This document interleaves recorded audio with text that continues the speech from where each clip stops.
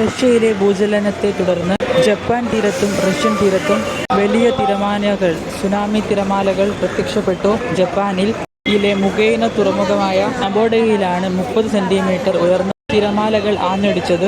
റഷ്യയുടെ തുറമുഖമായ സെവറോസ്കിൽസ് ഒരു ഭാഗം വെള്ളത്തിൽ പൂർണ്ണമായും മുങ്ങിയിട്ടുണ്ട്.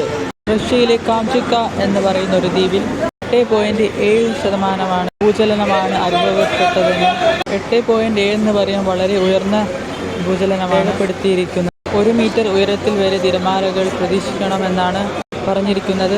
റഷ്യയിലും ജപ്പാനിലും സുനാമി തിരമാലകൾ ആഞ്ഞടിച്ചു എന്നാണ് അറിയപ്പെടുന്നത്. നാശനഷ്ടങ്ങൾ സംഭവിച്ചു എന്നാണ് റിപ്പോർട്ട് ചെയ്തിരിക്കുന്നത്. ജപ്പാനിലാണ് ആദ്യം സുനാമി തിരമാലകൾ വന്നത്. 30 മുതൽ 40 സെന്റിമീറ്റർ തിരമാലകൾ ആഞ്ഞടിക്കുകയായിരുന്നു. 2000-ഓളം ആളുകളുള്ള റഷ്യൻ നഗരമായ സെവറോസ്കിൽസിലും തിരമാലകൾ ആഞ്ഞടിച്ചു എന്നാണ് റിപ്പോർട്ട് ചെയ്യപ്പെടുന്നത്. ആളുകളെയെല്ലാം ഒഴിപ്പിച്ചു.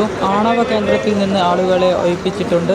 2011 ശേഷം ഏറ്റവും കൂടുതൽ തീവ്രതയുള്ള ഭൂകമ്പമാണ് ഈ രേഖപ്പെടുത്തിയിരിക്കുന്നത്.